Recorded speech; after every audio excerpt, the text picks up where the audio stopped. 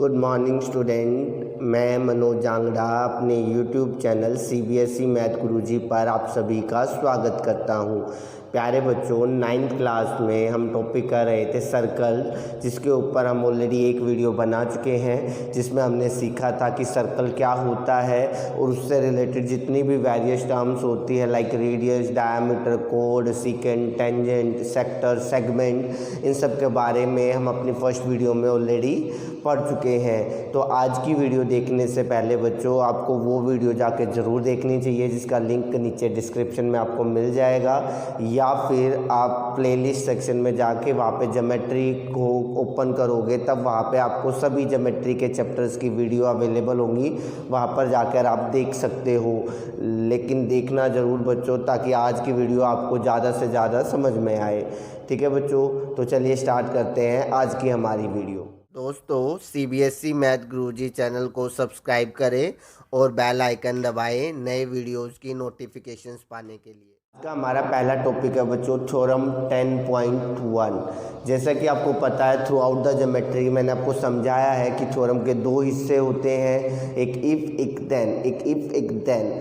आपको उन्हीं चीज़ों पर कॉन्सेप्ट करना है, उन्हीं चीज़ों पर फोकस करना है कि इफ़ क्या है और देन क्या है। जैसा कि पहले भी आप सब जानते हो, इफ़ का मतलब है वो गिवन कंडीशन जो आपको थ्योरम अप्लाई करने की परमिशन देती है, और देन के बाद वाले जो सिचुएशन होती है वो एंड रिजल्ट होता है जो थ्योरम अप्लाई करने के बाद आपको मिलता है।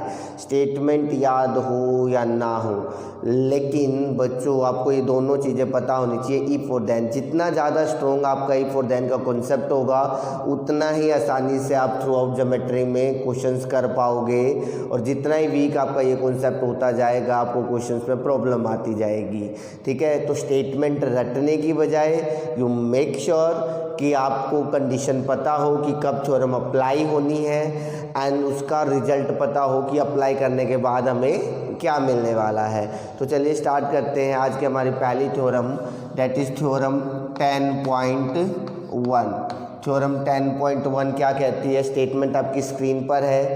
थ्योरम 10.1 कहती है बेटा, किसी भी सर्कल के अंदर दो इक्वल कोड आप सभी को पता है बच्चों।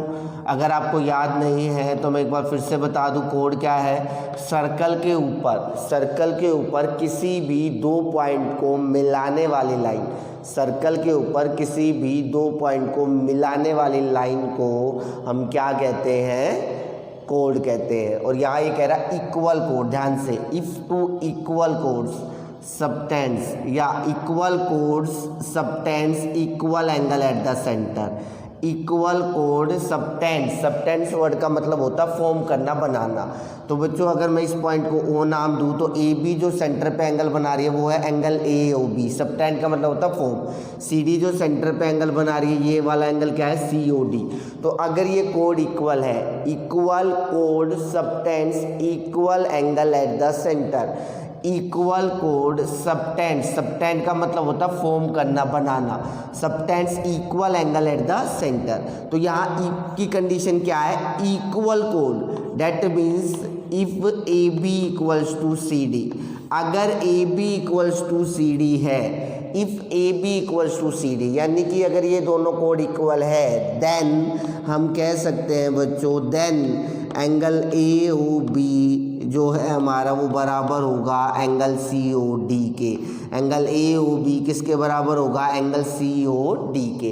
क्या बच्चों समझ में आ रहा होगा? इफ़, ठीक है, इफ वाली कंडीशन क्या है? स्टेटमेंट क्या है? इक्वल कोड subtends equal angle at the centre. Equal chords, ठीक है, इक्वल कोड्स मतलब ये जो दो लाइन सेगमेंट आपको नजर आ रहे हैं, जिनको हम स्पेसिफिकली सर्कल के केस में कोड कहते हैं, ये दोनों अगर इक्वल है, इफ यानी कि कोड इक्वल है, देन आप कह सकते हो ये जो इनसे जो सेंटर पे एंगल बन रहा है, ये जो सेंटर पे एंगल बन रहा है ये रहा, ठीक है, ये इक्वल होंगे। ठीक है बच्चों, जिन थ्योरम के प्रूफ थोड़े से सिंपल होंगे वो तो हम साथ साथ डिस्कस कर लेंगे, जिनके थोड़े प्रूफ काफ़ी लंबे जाएंगे उनको हम अलग से डिस्कस करेंगे। तो अगर प्रूफ किया जाए, इस थ्योरम का प्रूफ किया जाए, तो बेटा थ्योरम के प्रूफ में सबसे पहली चीज़ होती है गिवन।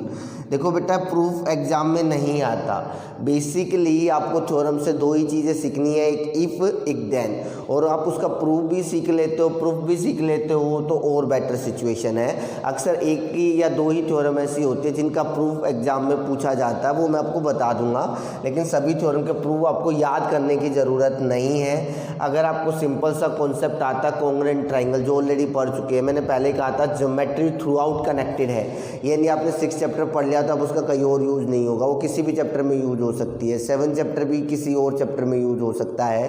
तो ज्योमेट्री थ्रू आउट कनेक्टेड है, तो आपको हर एक चैप्टर का बेसिक अच्छे से आना चाहिए, तभी आप चीज़ों को कवर कर पाओगे। तो यहाँ की अगर आप बात करोगे गिवन बच्चों, तो गिवन इफ वाली कंडीशन होती है, तो गिवन हमें क्या दिया है, A B equals to C D, to prove, जो एंड रिजल्ट होता है देन वाला रिजल्ट, ये हमें प्रूव करना होता है angle A O B, prove करना है एंगल सी ओ डी के, ठीक है। ए ओ बी किसके बराबर प्रूव करना है, सी ओ डी के। तो बड़ा सिंपल सा प्रूफ है बच्चों इसका। देखो अगर हम बात करें ट्राइंगल्स की, कौन से ट्राइंगल की, in triangle A O B and triangle C O D, in triangle A O B and triangle C O D, अगर मैं इन्हें कॉन्ग्रुएंट कर दूं, क्या कर दूं, कॉन्ग्रुएंट, तो आपको अच्छे तरीके से पता है सीपीसीटी से हम कह सकते हैं angle A O B equals to angle C O D. तो कॉन्ग्रुएंट कैसे करेंगे बच्चों, आप देख सकते हो, आपको एक तो गिवन दिया है A B equals to C D given, ठीक है। उसके बाद देखो ओ ए इस सर्कल की क्या है, रेडियस, ओ बी भी इसी सर्कल की रेडियस है तो ये भी आर होगी, ओ सी भी इसी सर्कल की रेडियस है तो ये भी आर होगी, ओ डी भी इसी सर्कल की रेडियस है आर। तो एक ही सर्कल की बेटा जितनी भी रेडियस होती है वो सेम होती है, अलग अलग नहीं होती। दैट मीन्स हम कह सकते हैं बच्चों ओ ए जो है वो ओ डी के बराबर होगा, ठीक है, एंड ओ बी जो होगा वो ओ सी के बराबर होगा, ठीक है बच्चों। थोड़ा सा नेमिंग पे फोकस करना बेटा, जो नेमिंग आपने लिखी है ए ओ बी, ठीक है, और सी ओ डी नहीं डी ओ सी लिखो इसे, ताकि पैटर्न जिस सीक्वेंस में आप इसे ले रहे हो ए ओ बी उसी सीक्वेंस में इसे लो, ज़्यादा बेटर रहेगा, ठीक है। तो अगर ऐसा है, आपको पता किसी भी ट्रायंगल की अगर तीनों साइड इक्वल हो जाती हैं तो आप कह सकते हो वो ट्रायंगल कॉन्ग्रुएंट है। और कौन से रूल से कॉन्ग्रुएंट होगा बच्चों, एस एस एस, और कॉन्ग्रुएंट है तो सीपीसीटी से आप क्या कह सकते हो, एंगल ए ओ बी जो है आपका वो बराबर होगा, एंगल ए ओ बी बराबर होगा सी ओ डी या D O C, whatever you want to say, ठीक है। सी ओ डी भी लिख सकते हो, डी ओ सी भी लिख सकते हो, क्यों, by C P C T. ये 7 चैप्टर का कॉन्सेप्ट है बच्चों, 10 चैप्टर में हम यूज कर रहे हैं, ठीक है। बीच वाला सेम है, तो डी ओ सी कहो सी ओ डी कहो एक ही बात है बच्चों, इसको डी ओ सी भी कह सकते हो, सी ओ डी भी कह सकते हो। समझ में आई बात। मेन चीज़ जो अभी तक हमें सीखना था या हमें याद रखना, वो इतना याद रखना है कि किसी भी सर्कल की जो दो इक्वल कोड होती हैं, जो दो इक्वल कोड होती है, subtends equal angle at the centre, ठीक है। तो जो इक्वल कोड है that means A B should be equals to C D, अगर ये दोनों इक्वल है तो आप कह सकते हो ये एंगल बराबर है। और ये प्रूफ अगर आप सीख लेते हो तो बहुत बेटर सिचुएशन है, और नहीं भी आता तो कोई इतनी प्रॉब्लम नहीं है। अब आते हैं बच्चों हम थ्योरम 10.2 के ऊपर। थ्योरम 10.2 इसका कन्वर्स है, उल्टा। स्टेटमेंट आपकी स्क्रीन पर आप पढ़ सकते हो, that is converse of theorem 10.1, ठीक है। कन्वर्स मतलब उल्टा, उल्टा मतलब जो इफ़ की कंडीशन है वो देन में चली जाएगी और जो देन की कंडीशन है वो इफ़ में चली जाएगी। यानी कि अब ये गिवन है। स्टेटमेंट क्या कहती है इस थ्योरम की, थोड़ा ध्यान से समझते हैं। ये कह रहा है कि अगर कोई दो कोड है, कोई दो कोड, मैं इक्वल वर्ड यूज नहीं कर रहा, subtend equal angle at the centre then the chords are equal. अगर मैं पूरी एग्जैक्ट स्टेटमेंट की बात करूं, let's say this is P Q and this is R S, ठीक है। मैं ये नहीं कह रहा बेटा ये इक्वल है, ध्यान से। If to code subtends equal angle at the center then the two chords are equal. If two equal chords subtends equal angle at the center then the chord are equal. जब वो starting कर रहा तो ये नहीं कह रहा code equal है, वो ये कह रहा है कि ये जो सेंटर पे एंगल बना रहे हैं ना, वो सेंटर पे जो एंगल बना है हमारा वो इक्वल है। If two equal code subtends equal angle at centre, ये दोनों कोड सेंटर के ऊपर इक्वल एंगल बना रही है। यानी कि यहाँ पे जो इफ़ की कंडीशन है बच्चों, इफ़ हमें दिया है जो एंगल पी ओ क्यू है, सेंटर पे ये बन रहा है पी ओ क्यू जो एंगल है वो बराबर है आर ओ एस के। पी ओ क्यू जो एंगल है वो बराबर है आर ओ एस कह लो या एस ओ आर कह सकते हो आप, ठीक है। P O Q S O R ये हमें गिवन है। देन अगर ये एंगल इक्वल है तो हम कह सकते हैं बेटा जो थ्योरम ये पी क्यू है वो किसके बराबर होगा, एस आर के। पी क्यू किसके बराबर होगा, एस आर। यहाँ पे भी देख सकते हैं या A B equal to C D, यानी कोड इक्वल दिया था, एंगल इक्वल प्रूव किया था। वह उल्टा है, एंगल इक्वल दिया, कोड इक्वल प्रूव करनी है। तो ये दोनों थ्योरम एक दूसरे के उल्टे हैं। क्या, अगर कोड इक्वल है तो सेंटर का एंगल इक्वल होगा, और अगर सेंटर का एंगल इक्वल है तो कोड क्या होंगी, इक्वल होंगी। तो यहाँ पे हम दो ट्रायंगल कंसीडर कर सकते हैं फिर से गिवन, ठीक है बच्चों। गिवन इफ वाली कंडीशन होती है, यानी कि हमें दिया है एंगल पी ओ क्यू बराबर एंगल एस ओ आर, ठीक है। प्रूव क्या करना होता है हमें, जो देन वाली कंडीशन होती है, और देन वाली कंडीशन क्या है बच्चों, P Q equals to S R, proof, ठीक है। प्रूफ फिर से कह रहा हूँ बच्चों, अगर आपको चीज़ें समझ में आती है तो बहुत अच्छी बात है, नहीं भी आती तो देन लीव इट। आप ट्रायंगल ले सकते हो, कौन सा, in triangle P O Q, ठीक है, and triangle S O R, P O Q and triangle S O R. यहाँ पे आप देखो ध्यान से, ओ पी जो है, ओ पी बराबर ओ एस, क्योंकि एक ही सर्कल की रेडियस है। ये जो एंगल है हमारा P O Q that is equals to angle S O R, ठीक है। उसके बाद आप कह सकते हो बच्चों O Q equals to O R. ये तो एक सर्कल की रेडियस है, तो एक ही सर्कल की जो रेडियस होती है बेटा वो सब की सब क्या होती है, इक्वल होती है, ठीक है। ये भी एक रेडियस और ये भी एक रेडियस है, और ये हमें क्या दिया है, गिवन।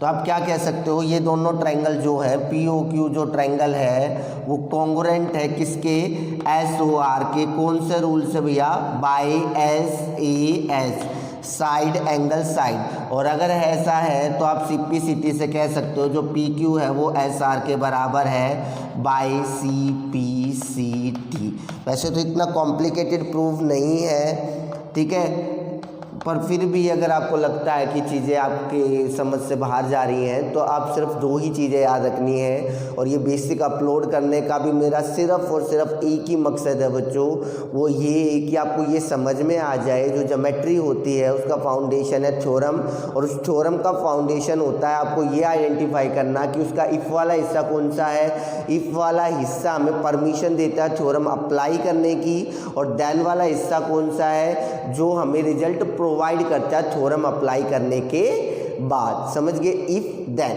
तो पूरी की पूरी ज्योमेट्री जितना ज़्यादा स्ट्रॉन्ग फाउंडेशन करोगे वो इसी चीज़ के ऊपर डिपेंड करती है, इफ देन। इफ वो थ्योरम कंडीशन या थ्योरम अप्लाई कैसे होगी और देन उसका रिजल्ट क्या होगा। तो अभी तक हमने दो थ्योरम डिस्कस की बच्चों, एक थ्योरम 10.1, एक थ्योरम 10.2। 10.1 ये कह रही है कि अगर कोड इक्वल है तो देन जो भी सेंटर पे एंगल फॉर्म कर रहे हैं वो इक्वल होगा। अगर कोड इक्वल है तो एंगल इक्वल होगा, और अगर एंगल इक्वल है तो कोड इक्वल होगा। तो यही हमारी दो थ्योरम, एक 10.1 और एक 10.2। उम्मीद करता हूँ बच्चों चीज़ें आपको समझ में आ रही होंगी। चले आगे, अब आ जाते हैं बच्चों थ्योरम 10.3। थ्योरम 10.3 हमें क्या कहती है वो चीज़ें समझते हैं। एक सर्कल है बच्चों, ठीक है, और ये कोई कोड है और ये हमारा सेंटर है ओ।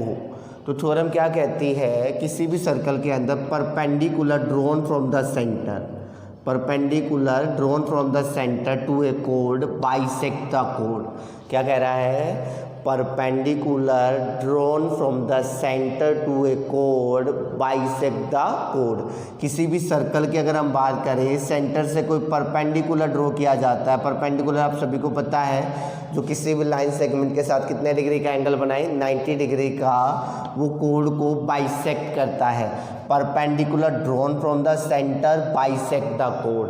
ठीक है, अगर ये कोड है और ये परपेंडिकुलर ड्रॉन किया है सेंटर से, ध्यान रखिए सेंटर से, कहीं और से ड्रॉ नहीं कर सकते, सिर्फ सेंटर से जो परपेंडिकुलर कोड के ऊपर आएगा वो उस कोड को बाइसेक्ट करेगा। बाइसेक्ट का मतलब क्या होता है बट, इनको दो बराबर हिस्सों में डिवाइड करेगा। जैसे कि हम समझने की कोशिश करते हैं इसको, इफ़ की कंडीशन क्या है, जैसे कि हमें थ्योरम में समझनी है। इफ़ ये जो OM है एक तो परपेंडिकुलर होना चाहिए AB के ऊपर, वन इम्पोर्टेंट, ठीक है, and OM should pass from centre.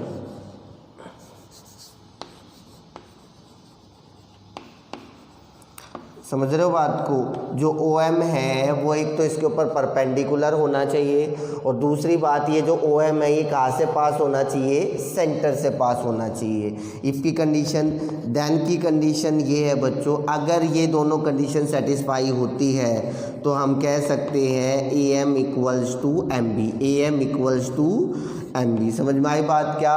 एक तो OM परपेंडिकुलर है AB के, if OM perpendicular to AB और ये OM सेंटर से पास हो रहा है, देन आप कह सकते हो AM इक्वल्स टू MB। क्या थी statement? Perpendicular drawn from the centre to A code bisect the code. किसी भी सर्कल की अगर बात की जाए उसके अंदर सेंटर से कोड के ऊपर अगर आप कोई परपेंडिकुलर ड्रॉ करते हो तो वो परपेंडिकुलर कोड को बाइसेक्ट करता है। बाइसेक्ट करने का मतलब होता है बच्चों इसको दो इक्वल पार्ट में डिवाइड करना, दो इक्वल पार्ट में डिवाइड करना। मतलब अगर ये 4 सेंटीमीटर है बच्चों, अगर let us suppose that AB should be 4 centimetre, then AM and MB both are of 2 centimetre. अगर ये कंप्लीट 4 सेंटीमीटर है तो ये भी 2 सेंटीमीटर होगा, ये भी 2 सेंटीमीटर होगा। समझ गए बात को बच्चों? क्या समझे कि अगर OM परपेंडिकुलर है AB के ऊपर, देन आप कह सकते हो AM equals to MB, AM equals to MB। ये तो हो गया कंडीशन कि थ्योरम कब अप्लाई होगी और उसका रिजल्ट क्या होगा। कब अप्लाई होगी? जब कोई भी परपेंडिकुलर कोड के ऊपर होगा, ठीक है, यानी कोई भी लाइन कोड के ऊपर क्या होगी, परपेंडिकुलर, एंड वो सेंटर से पास होनी चाहिए। ये जो लाइन है, this line should be pass through centre. तो अगर ये कंडीशन दोनों सेटिस्फाई है, देन आप कह सकते हो ये जो कोड है, ये कोड ये बाइसेक्ट होगी, यानी कि इसका ये वाला हिस्सा और ये वाला हिस्सा दोनों के दोनों क्या होंगे, बराबर होंगे। अब बात करते हैं इसके प्रूफ की। बेटा बड़ा सिंपल सा प्रूफ है, उसको भी कंसिडर कर लेते हैं। ये हमारा O पॉइंट है, ठीक है। तो गिवन हमें क्या दिया बच्चों, गिवन फिलहाल के लिए हमें जो हमारे काम आएगा तो हमने लिख लिया OM परपेंडिकुलर AB, ठीक है। ये लाइन आप एग्जैक्टली लिख सकते हो। उसके अलावा टू प्रूव क्या करना है आपको, यहाँ पर आपको प्रूव करना है बच्चों AM इक्वल्स टू MB, ठीक है बच्चों।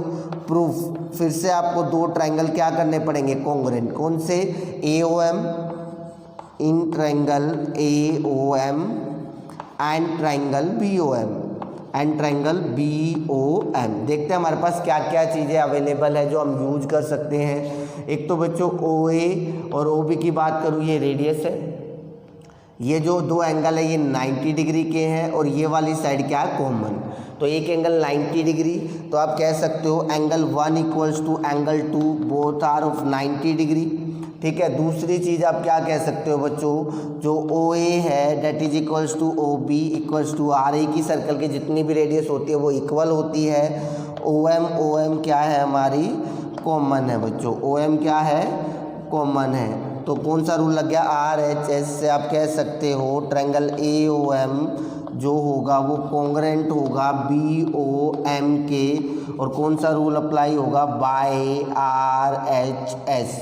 और अगर ये रूल अप्लाई होगा तो आप CP से कह सकते हो जो AM है वो MB के बराबर होगी बाय CPCT। AM जो है वो MB के बराबर होगी बाय CPCT। समझ के, सिंपल सा प्रूफ है, लेकिन मैं बहुत बार बोल चुका हूँ प्रूफ अगर आपको क्लियर नहीं है कोई प्रॉब्लम नहीं है। आपको जस्ट इतना याद रखना है कि अगर कोई भी परपेंडिकुलर सेंटर से पास होता है, ठीक है, तो वो कोड को बाइसेक्ट करेगा। तो इफ़ की कंडीशन क्या है, परपेंडिकुलर होना चाहिए, सेंटर से पास होना चाहिए। देन की कंडीशन क्या है कि वो कोड जो होगी वो बाइसेक्ट होगी, इक्वल पार्ट में डिवाइड होगी। नाउ कम टू थ्योरम 10.4 बच्चों। थ्योरम 10.4 की भी बात की जाए तो ये भी कन्वर्स है हमारी, कन्वर्स ऑफ थ्योरम 10.3, यानी कि या कंडीशन स्विच हो जाएंगी। स्विच का मतलब है बच्चों जो गिवन है वो प्रूव करना पड़ेगा और जो प्रूव था वो गिवन आ जाएगा, यानी कि ये स्विच उल्टी हो जाएगी। ठीक है, तो क्या कह रही है ये थ्योरम, ध्यान से समझते हैं। ये कोई हमारा सर्कल है बच्चों, ठीक है, और हमने कंसिडर कर लिया ये हमारा सेंटर और ये कोड है। अब हमने कोई लाइन ड्रॉ की सेंटर से, ध्यान से, कोई लाइन कहाँ से ड्रॉ की है, सेंटर से। अगर कोई लाइन जो हमने ड्रॉ की है सेंटर से वो कोड को बाइसेक्ट कर रही है, अगर हमने कोई लाइन ड्रॉ की है सेंटर से वो कोड को बाइसेक्ट कर रही है, देन हम कह सकते हैं कि वो जो लाइन होगी वो इस कोड के ऊपर परपेंडिकुलर होगी। If A line drawn from the centre to A code bisect the code then it is perpendicular to the code.